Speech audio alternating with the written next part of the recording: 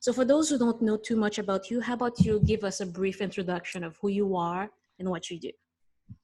So my name is Joe Rullier. I'm a commercial broker at Colliers. Mm-hmm. I run the investment, real estate private cap investment. Yeah, that's about it for now for in terms of jobs. All right. Okay. We can go back a few decades. This is a question that I ask often the guests to understand, Right. who you were back then. Let's say in high school, if you were friends in the same class, how would you describe yourself then, and how would your peers describe you? Um, I guess in high school I was pretty focused on hockey, right? So I moved. I was in Collège Français in high school, and then I got drafted in the juniors by Rimouski, the Oceanic, and I moved to Rimouski when I was turning 16. So I finished high school there. I guess I was pretty, I was a jock, pretty focused on hockey. I got along with pretty much everyone. I had different friends at different circles, but got along with pretty much everyone. Would you be like the typical, like, on TV we see those who play and the team? Yes and no. I had a lot of friends and that weren't into sports, right? I Okay, had I always got along with different people, different interests. that's You good. know, But so I'm a little bit curious on how you choose to, like, how did you choose hockey? Is it because your dad played with you? How did that no, start? my dad is an immigrant. Yeah. Didn't know how to skate. My mom didn't know how to skate. I lived in an immigrant borough back Mm-hmm. then, and my neighbor was Mike Ribeiro. We were playing soccer together, and his dad and talked to my dad, and they brought me to hockey. So I started to play hockey because of my neighbor. Yeah. What a coincidence, eh? Yeah. And then you started playing and you realized this is something that you liked, right? And Yeah. something that you could. Actually, out of all the sports that I was playing when I was young, obviously because I started a little bit later in the hockey than soccer or baseball. Mm-hmm. Um, it was probably like I was always good at pretty much every sports, but I would say I would have the most difficulty in hockey, and that's probably why I liked it more than the other sports. I like the challenge. And then you But decided to make it pro. Was that a decision you made, or it just happened? no, I guess if you want to call it, it was the journey was more like, okay, I played a hockey, and then when I was 14. Again, me and Mike Ribeiro, they brought us to the midget AAA, and at the time, midget AAA was 14 and 15, Mm-hmm. and we were both underage when we went there. I made the team, and then the year after, all of blue, people were calling me and calling my parents. Agents were calling my parents, saying, "Oh, your son is ranked in the first rounds for the juniors." Which I didn't even know anything about juniors or world juniors and all this stuff. It was just I was playing hockey because I liked it, and I kind of got drafted in the juniors. Then when I was 17, I got drafted in the AHL, and it kind of chose me more that I chose it, right? Because in my mind, I'm thinking maybe you had a plan. You see all this go, like, coming along to play in the pro, and you're focused and driven about it, eh? No, I was focused. I would say after when I turned junior Mm-hmm. and when I turned 16, then I understood what I was getting into Okay. and what I needed to do. But before that, it was really for the love of the game. That's really nice. And did you have any sacrifice that you had to make? Now you're in the junior, now you're realizing this is something that's serious, that I could make it pro eventually. Like, did you have to make any adjustments in your life, let's say? Yeah, of course. I mean, started to train in the summer. Not going out. Like focusing on goals and getting stronger, faster, and that was the so yeah. I guess in terms of sacrifice, I did sacrifice some night outs with my friends and stuff, but but I always loved training Mm-hmm. and staying focused into what I was doing. So it was not a big sacrifice for me. All right. And I watched a previous interview you did with the Massimo Group, I think it was. Yeah. And then you said that you got a bonus at one point at the age of Yeah. 19 or 20, hmm and then you made an investment with it. Correct. So, can you please elaborate on that? So when I got drafted when I was 17, when I turned 19, I signed my first pro contracts with the LA Kings, Mm-hmm. and with the contract came a signature bonus, call it.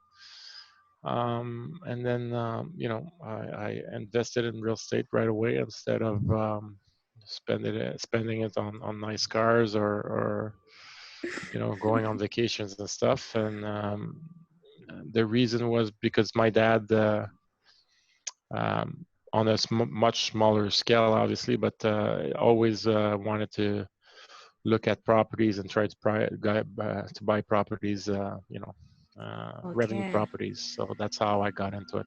Because I'm wondering where all this wisdom came from because you're 19, it's a lot of money, and then that's what you decided to do. How many doors was it?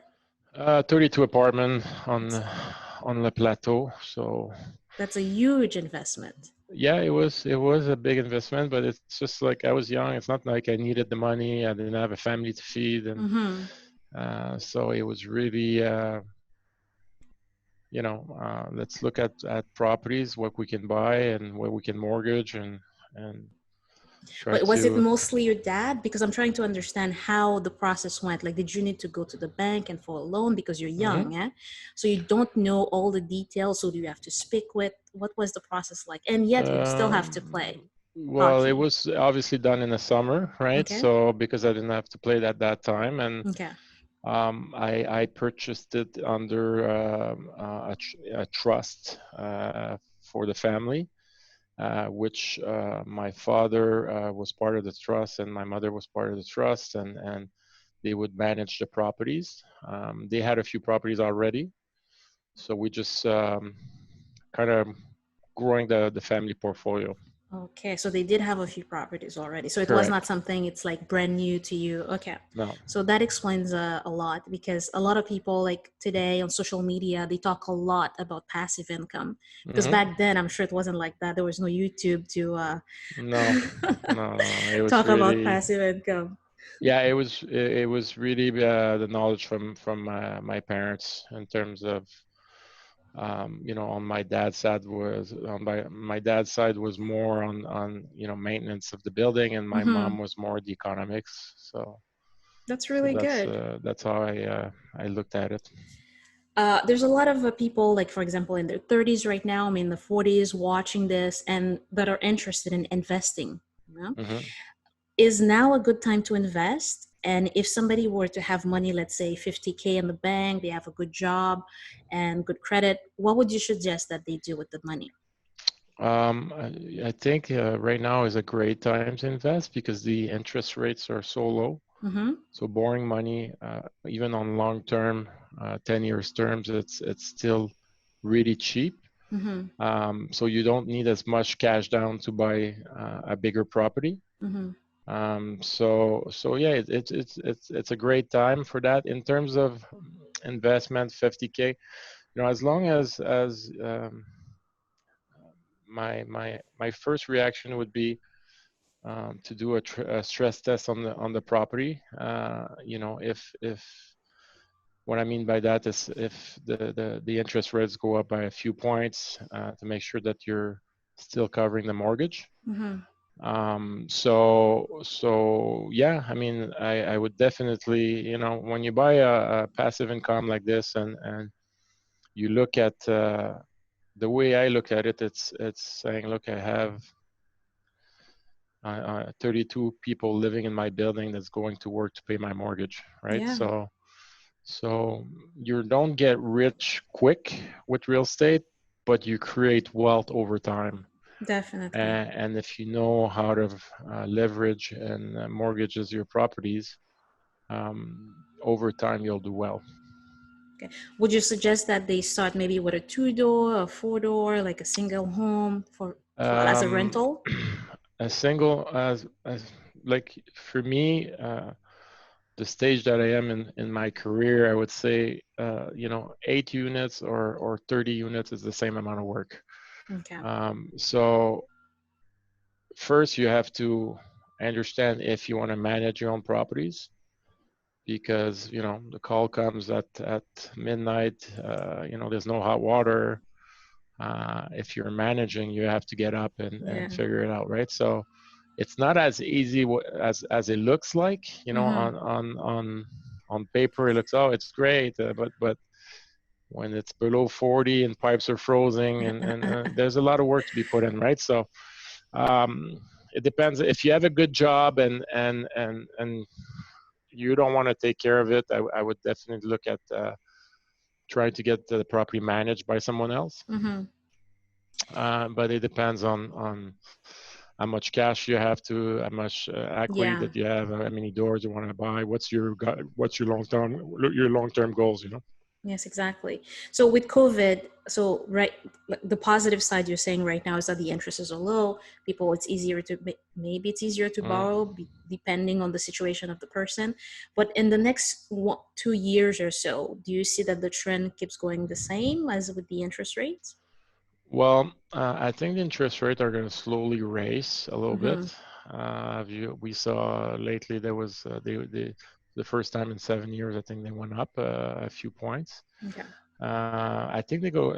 I think the stress test is going to be harder. The banks are going to be tougher on lending money. Mm-hmm. Um, but of all the assets in real estate, I would say that multi-residential and industrials are the only two assets that will not that the market is not going to soften us on it. It was not going to slow down So because COVID will not impact these two. no, because people still have to rent. They still Yeah. have to live somewhere. I think it's the safest Yeah. Yeah. Yeah. asset that you can find, and it shows when the bank when they're landing, they're landing on multi-residential. The cap rate they're using, it's a lot lower than it would be a retail property because there's less risk for them to lend money. So I think, and don't forget, like real estate, especially residential income properties, over time, we say anything ugly in real estate gets fixed over time. So over time, if the location is good, you're gonna do well eventually. Yeah. And are you noticing that you have a lot of inquiries about, properties like right now with your team, or people calling you more, or investors from abroad that want to invest in the industrial? Yeah, so I guess industrial, multi-residential Mm-hmm. are the two hottest asset class right now. Yeah. There's a bit of, I would say, a delta between the vendors and the purchasers. Purchasers now are like, hey, it's COVID, we're looking for a bit of discount properties. Okay. But vendors are not. They don't want to give discount at this point. It's and they have no reason to because Mm-hmm. they're not bleeding. People are still paying their rents. They're still able to pay their mortgages. So yeah, I think we get a lot of calls to purchase, but not a lot of sellers right now. That's interesting. So the market is really hot now. Yeah, It's a hundred buyer's percent. it's a buyer's Look, market. if you look on the island, you're less than 1% vacancy rate, more or less vacancy rate in terms of on multi-residential assets. So Yeah. that shows that there's a lot of people renting and there's not that many building available. Yes, I know. And for your initial investments, you still have that, right? Correct. And how many more I'm not a did seller. you're not a seller, you're I'm a a keeper. long-term holding. And how many more like have you acquired up until now? I would say probably I'm around like 140 doors, more or One and less. four. Yeah, Okay. That's yeah. really good. And if you had an opportunity to go back to reflect on that initial investment, would you have done anything differently? Like, I would knowing have what you bought know now? more back then. Absolutely. I passed on some stuff because I thought it was expenses back then, and it would have been I would have been hitting the lottery today. So Oh my god, it's always like that, eh? Because yeah. if imagine we're thinking now, oh my god, like things are very expensive today. Maybe we're Mhm. not looking 30 years from now, how much more Look, expensive will they be? my dad used to tell me I pass on this building because it was too expensive. So I made a mistake, and now I'm saying it. So it shows that over time, real Yeah, estate, anything that's real estate located, location is number one. But if it's good location, you will, if it's rented, you will do well with it. that's amazing. All right, so let's do a little segue here into you playing pro, okay? Hmm. And give us a little bit of a, inside view of what it's like to be a pro player in the NHL. I guess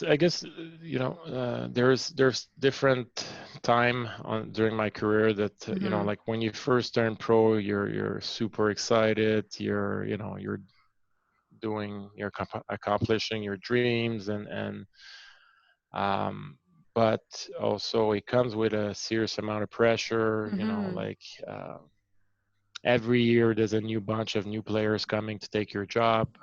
It comes with pressure. It comes with timing. It comes with politics. Overall, like I have no regrets. Mm-hmm. I was one of the fortunate that made it. But I can tell you as a parent, um, my son will have to go to school before he will have to go through college, before he turns pro. I want him to have a degree before Okay. turning pro. I think the odds are so slim in terms of making it and not making it that there's a lot more unlucky people that are the lucky ones. So to Mm-hmm. have a B plan to fall on, it's always something that I would recommend. I understand. So that's why you made the comparison that pro athlete is the same as being a commercial real estate Yeah, broker because of the well, competition. I like the level of competition, the level of it's similar.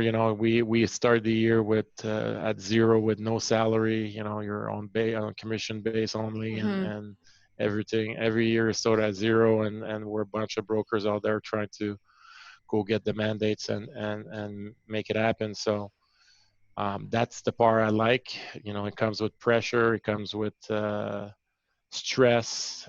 If you don't handle stress, I don't recommend this job. No, but how uh, fierce is it? Tell us, like, how bad? For example, oh, well, okay, I know NHL is very competitive. People are trying to mhm. get, to replace you year after year.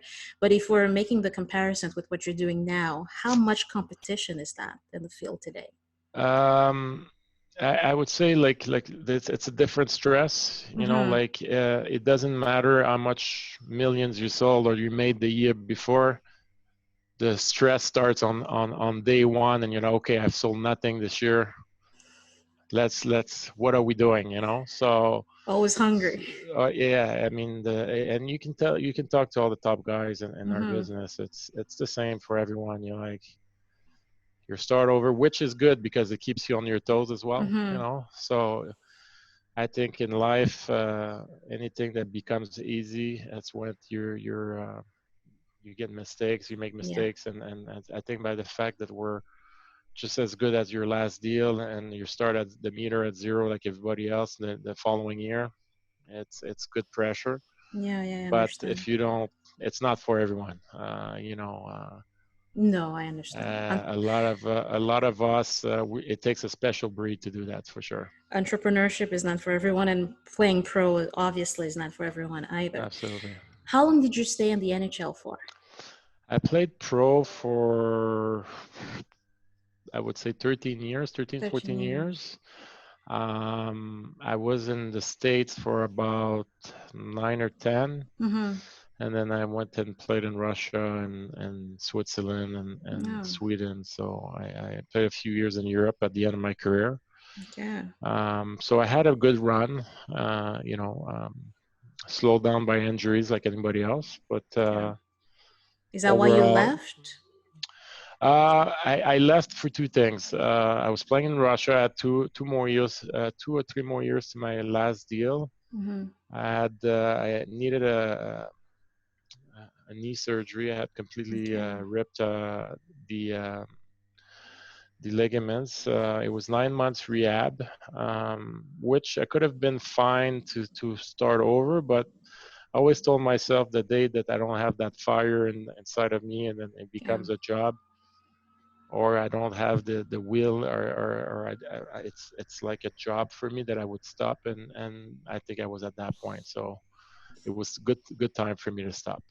It's funny that you say that because I don't know if you watched the documentary of Michael Jordan, The Last Dance. It's on Yes, I Netflix. did. I Yes, think he yes, said yes. something similar. That's why he wanted Yeah, to stop. He says, "The day I don't feel the passion yeah. within me, yeah." Yeah, because I mean, to me, the only way to succeed in life, it's in any field, it's if you have to love it, and Mm-hmm. if you don't have the passion and the love for it anymore, you're going against the grain, in my opinion, and you can't succeed, or you can't succeed at the level you want to be succeeding. So that was where I was at that point. That's a very good point, Joe. What about these people like today that they're stuck in a job for the past 20 years that they don't like and they feel stuck? You know, Hmm. how do they because you had to make a transition. We're going to talk Hmm. about that also. What would be your advice for these people? How do they quit? They have a family, they have a mortgage. It's not an easy decision, huh? It's tough for me to dictate other people the way that to live their life, Mm-hmm. especially if you have obligations, Exactly. like family and kids. But I can tell you that for me, uh, it was time, and find a new passion on my side, on the other side. And well, it was always a passion, but didn't think I was going to love it that much. Mm-hmm. And it was the right thing, because going to 9 to 5 to a job that I would have hate, it was not what I was built for. Yeah. So now you decided to stop after your injury. You don't have the love anymore for the game. Hmm. Since you were already in real estate, you decide maybe this is the best thing for me. But then you chose to be in the commercial instead of residential as a Right. business.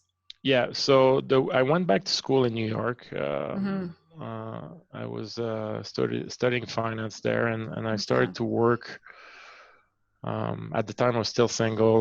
Started to work there, and going to school, and I was starting to work in commercial real estates there. Mm-hmm. And my goal at the beginning was, okay, let's. I don't have $100 million to compete with the other people, but I have a Mm-hmm. lot of contact. If I can find the product first, I can either sell it or keep it for me and put a bunch of investors in buying the properties. Mm-hmm. So keep a piece of the property, and put the group together. Yeah. But that quickly turned into, wow, I love doing deals. The rush of finding the properties, making the deals.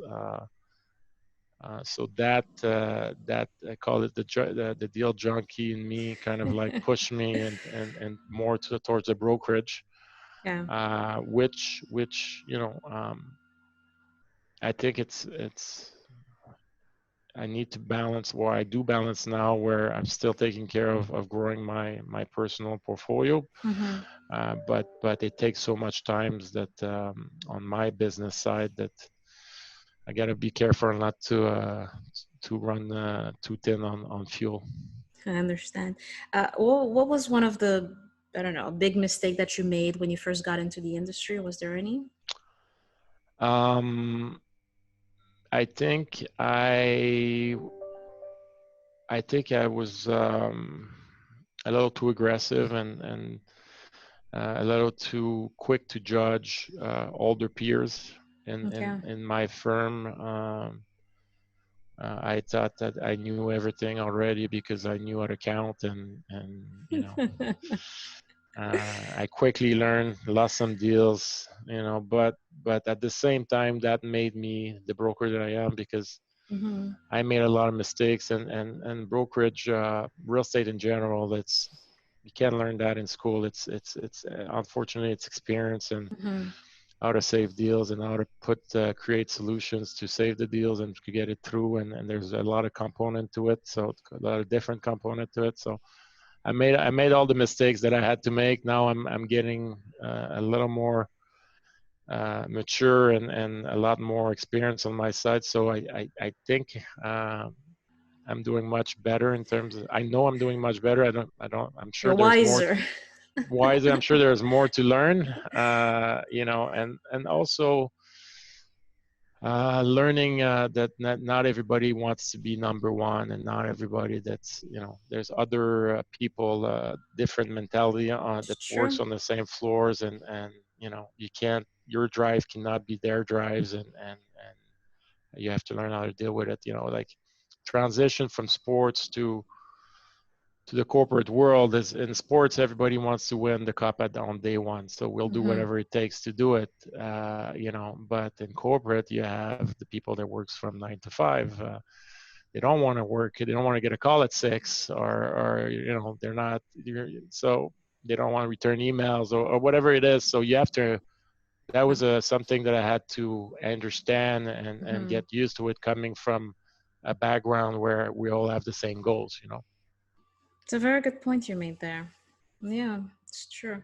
And when you're hiring your team, Hmm. how do you go about doing that? Was there a process in place? You hire one based on personality? Yeah, actually, that was some of the mistakes I made in the past as well that I didn't do this time. My model was, for before I would hire on gut feelings, Mm-hmm. like your resume and a little bit of an interview, and I would hire like that. And um, but I learned quickly that hiring the wrong person, it takes much more time than hiring the right person. Yeah. More time, more effort, more money. So my new model was really like take my time to hire, really push and figure it out if they're the right person.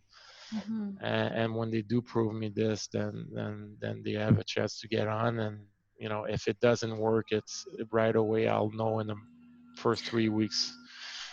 So it's not to say, oh, you know what, I'm going to keep this person because we're short in staff, and even if she's not built for this, at least she's doing something. No, it's like, okay, no, it's not working. It's time for you to go, and we'll find somebody else right away. So I would Like, say hire slowly, but fire faster. yeah, yeah, yeah. But is there one thing that you're looking at? So you have a gut feeling, you think this person is good, but is there something they have to prove? Like, what are you looking to find in them? Well, look, we have personality tests that has to go through it. Mm-hmm. With there was multiple layers at Colliers. First, they meet with the HR. Second, they take a personality test. Then they meet with me and the managers. Then they meet just with me. Um, and then we read the tests, like what are their strengths, what are their weaknesses. I did Mm-hmm. the test as well to know what are my strengths, what are the weaknesses. So if we're matching, What test um, is that? Which one is that? yeah, The Briggs one Myers or something there's else? a Kobe test. There's a few there out there, and Mm-hmm. a few good ones.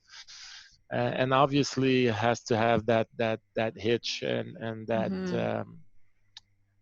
that special character to be, because you fail a lot more than you succeed Yeah, in this industry. So it's need a special character, and I think right now we find the right people so far, and we're looking to hire a little bit more, but so far we are very solid people on the team.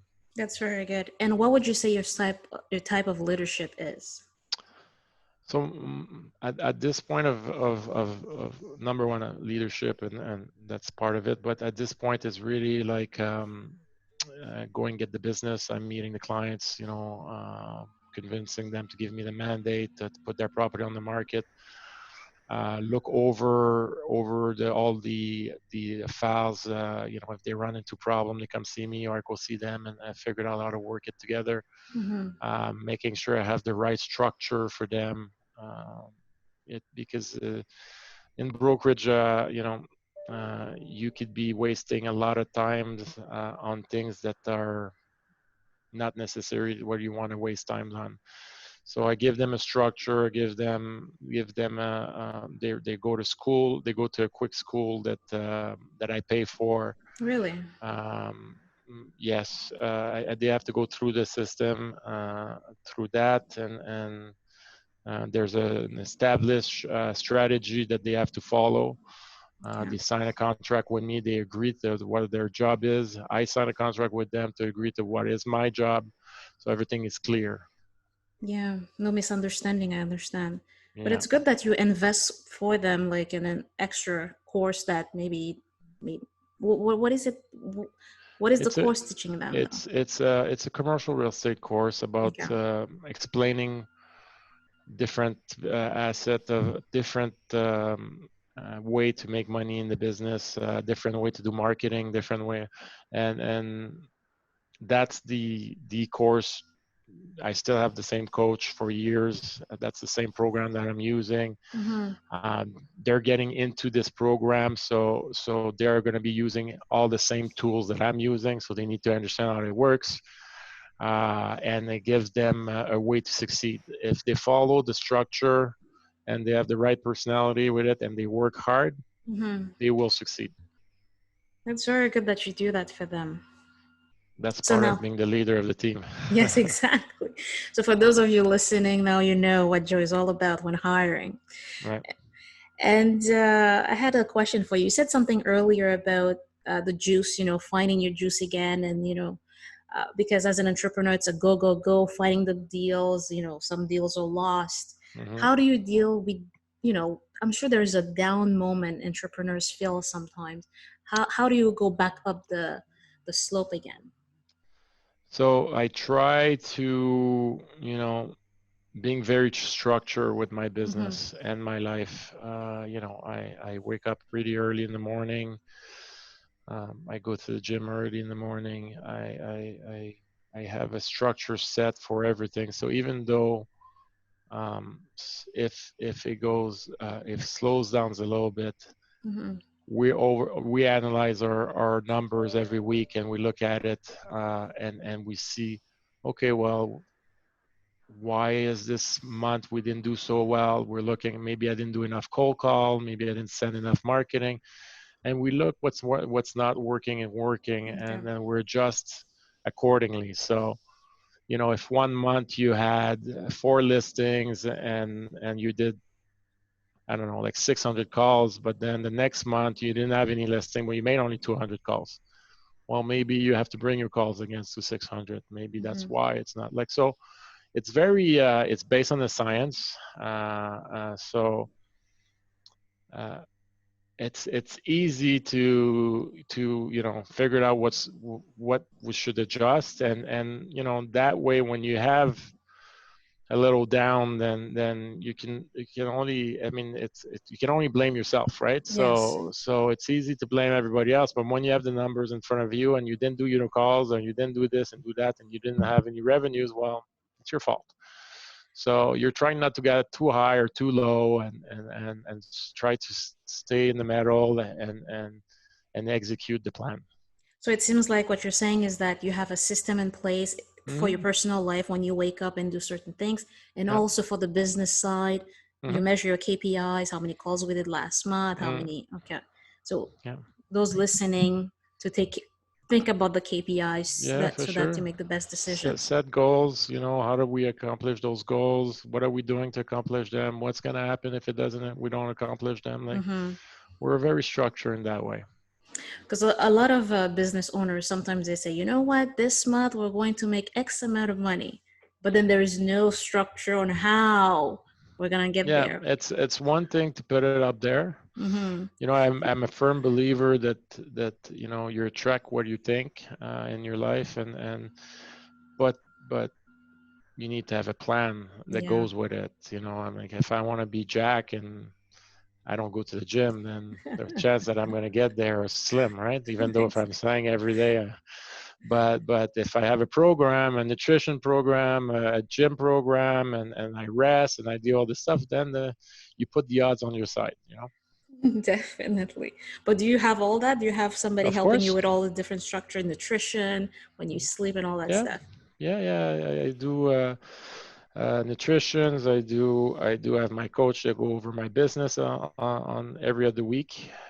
We look at all the numbers, and I mean it comes with a plan, So you believe in coaching. You somebody 100%. okay. Because a lot 100%. Michael Jordan had a coach. Tiger oh Wood had a yeah. coach.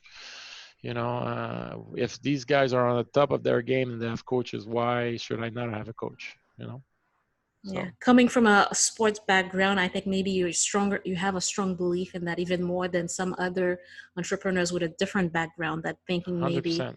maybe it's a waste of time. Why should I be paying money for that? I can figure it out on my own. Yeah, there's that, but the time you're figuring out on your own is you're not putting time where you're making money, right? Exactly. So it's like, as an example, my coach always tells me like, look, you could probably fix the plumbing at your house. Mm-hmm. The plumber probably costs $80 an hour, but if I am in my plan, I'm making more than $80 an hour. Yeah. The time I'm wasting fixing this, I'm not making money in my business, right? So it's all the questions of where to put your. There's only 24 hours in a day, right? And Yeah. you want to Yeah. put your time where you make the most money. I definitely agree with you. And that's a very strong advice there, what you just said. Now you're the VP at Colliers Hmm. International. And I know that that's a very recent switch that you made just before COVID.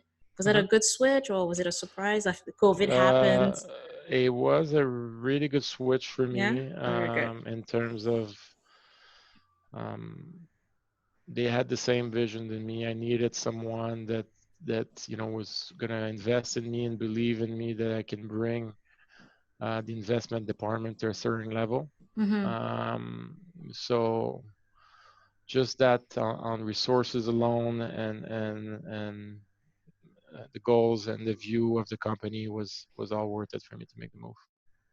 It's very good. And let's talk a bit about your clients at right now. Okay, I know you have your own website as well if people Hmm. want to check you out. And who's your ideal client? Um, it depends. We have a big team enough now that we can Mm-hmm. serve a lot of different clients. But on my specialty, it's I do a lot of multi-residential buildings and a lot Mm-hmm. of multi-residential redevelopment sites. So anyone that has land well located on the island next to a Okay. metro with residential zoning are clients for me to target. I deal with all the top developers in the country. Mm-hmm. So I deal with clients that are not depending on financing. They already pre-finance, and Okay. and so that way I know I'm not wasting my time. Yeah. So that's the track record, the financing. Those are the clients that if you want to be in the position that if you bring some properties to them, that if it's matching their characteristic, they will purchase the property. So that's the clients that I'm keeping close for me and that I'm serving. What do you find them? How do you pinpoint these people? It comes with experience. It comes with track records. Mm-hmm. Like what have they've bought in the past, and obviously relationship. I've Yeah. done many deals with like the 80-20 rule. 80% of my Okay. 20 80% of my revenue is from 20% of my clients. Like it's so true in this business. That Okay. 20% are based on relationship alone, where I can give them a call any time of the day. They can't give me a call any time of the day. Okay. Okay. And I know these guys, if I bring them what they're looking for, they will close. Because those who invested with you in the past are mostly likely to keep investing with you in the future. Yes, Makes sense. So you help them find the best deal, and then you put a team around them to like one-stop shop to help them with what they need. absolutely. We're looking to be able to establish a one-stop shop, like you said, if it comes to finding the product, Mm-hmm. renting it, or financing it. That's where we're working towards. So what makes you different from the competitors? Like what do you have, what's your value proposition? What makes you unique, you would say? Um, I think my willingness of winning, Mm-hmm. getting the deal done. I think this is something that makes a big difference. My work ethic. Mm-hmm. Uh, I don't, close a big deal and go on vacation for 4 weeks. Uh, I close a big deal. I'm like, okay, now I have to close a bigger one. Yeah. So I like to also, you know, I, I I I like to establish records. I like it when I sell a property. If I know that the property sold, the highest was $100 a buildable or $200, Mm-hmm. I want to make sure I'm going to try to beat it. I'm Yeah, not a guy that's just going to try to do the transaction as fast as I can just to cash in my commission. I understand. Um, So you're and also competing with yourself. yes, the level of competition and I think is high on my side, especially coming from a sport background. Mm-hmm. So that's for sure something that may be a bit different from other brokers. And my discipline. I mean, I'm up every morning at 4 in the morning, going to the gym, and then taking course and just get myself better, being an added value. So So what time do you go to bed? I should go around earlier, but I'm probably in bed around 11:30. And you wake up at 4. Yeah, yeah, Uh-huh. yeah. But it becomes a habit, so I'm sure at It 4 is that now you even now I don't even use an alarm. I just get up, but So now that there's no gym, I don't know, like you have a gym at home. I bought all the stuff I needed. Okay, Yes, good. yes. I need. It's like for me, it's like my mental. It's my church. It's my mental peaceness. I need that every So day. do you need somebody like your coach? I don't know, your trainer? Does he have to come to the house to get you going, or you don't even need that? You know what to No, do. no. I have I'm being followed by a coach for nutrition and programs, but I do it on my own. When I box with a coach, but Mm-hmm. most of the stuff is just it's been long enough in my life that I trained that all I need is really a program and execute the program That's good. at this That, point. that that requires a lot of discipline there, Joe. What you just said. Get the Yeah, program, follow the program, that's right. execute. Exactly. It's like the military mentality right there. Yeah. Oh my god! But how do you all keep it all together? I know you're very busy on the field, closing deals, hmm finding deals, and you hmm also have a family.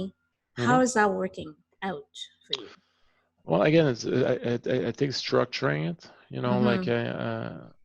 Friday at 6 o'clock, my wife will come and pick me up. I'll go on a date, and Saturday it's my family's time. I don't take any emails. I don't answer calls or anything.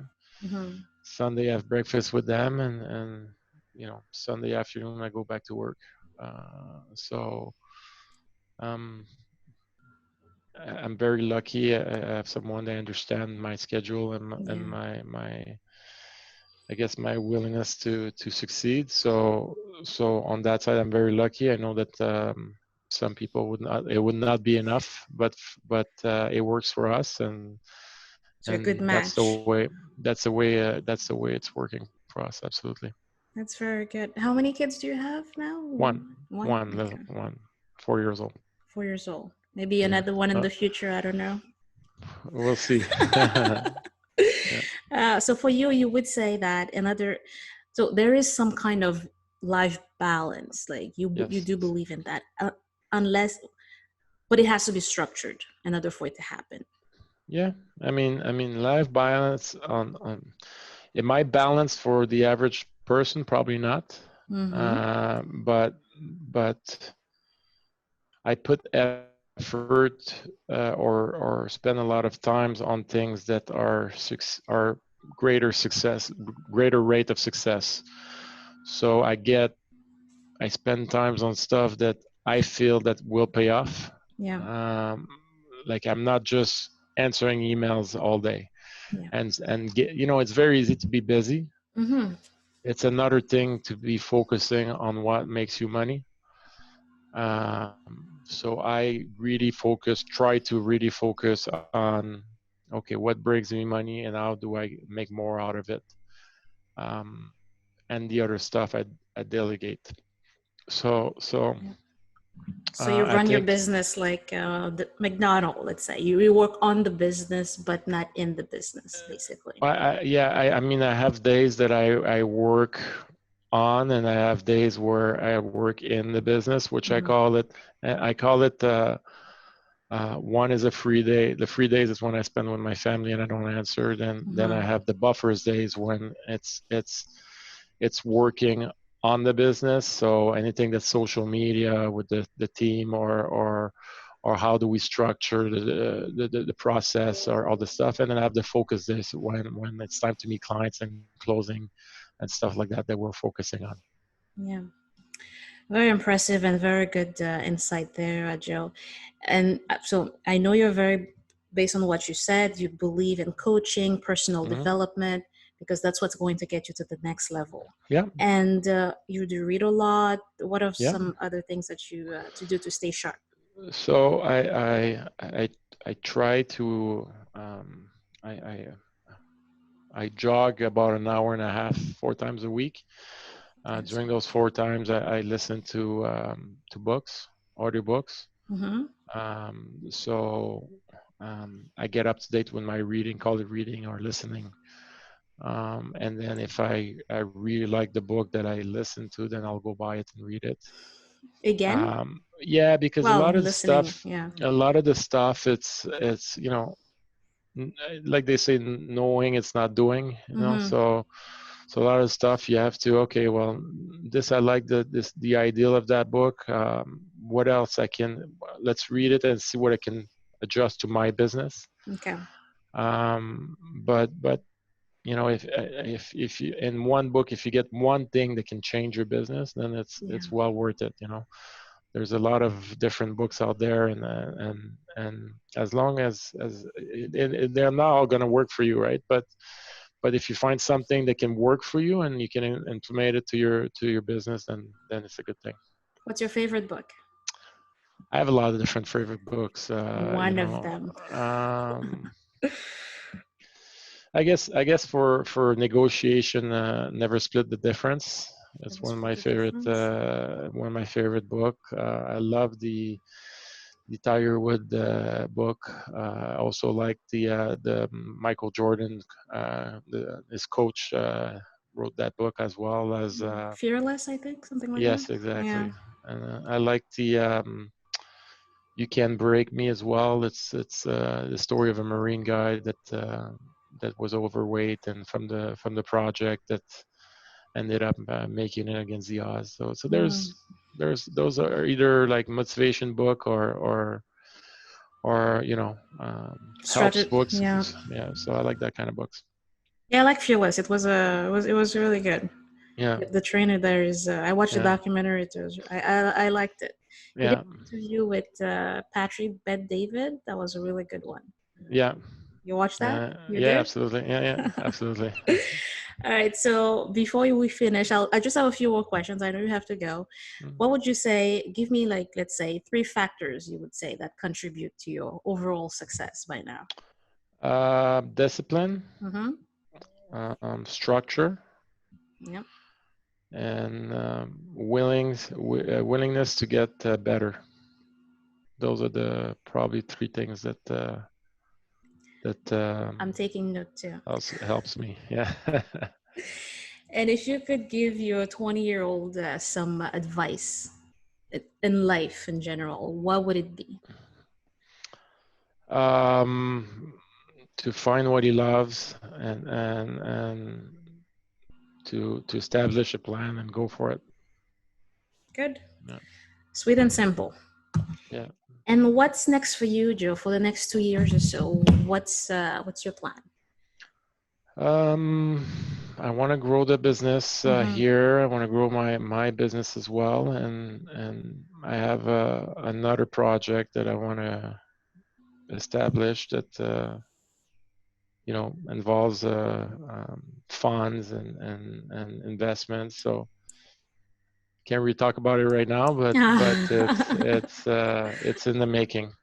It's in the making. So it's because you do have other business apart from being at Colliers and stuff like that. Yes, correct. All right. Any final words? The platform is yours. If you want to have a say No, one I think last thing. it's great that what you're doing and interviewing people like this. I've seen a couple of your interviews, and if I can motivate any people or younger people or any Yeah. people to go into real estate because it's what they love, then I'll be very happy. And where can people reach you at? They can either go on my site, joerullier.com, Mm-hmm. or they can reach me on my cell phone at 514-813-8636. Again, it's 514-813-8636. All right. So there you have it, everybody. If you want to reach Joe, and on LinkedIn too, Yes, he's very absolutely. active on LinkedIn. Yeah, absolutely. Well, thank you for being on the show, Joe. It was a pleasure to have you. Thank you so much.